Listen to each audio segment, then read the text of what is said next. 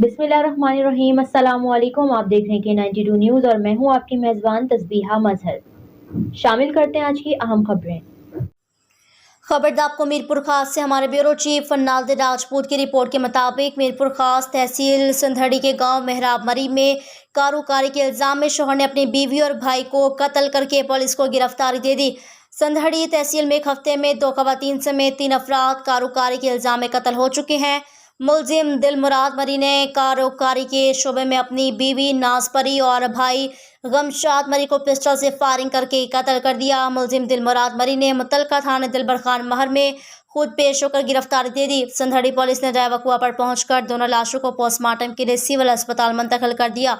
खवातीन तहफ़्फ़ुज़ हकूक़ की रहनुमा हुसैन मसरत ने बताया कि ज़िला मीरपुर खास में कारोकारी के वाक़यात का संधड़ी तालुक का मरकज़ बन चुका है।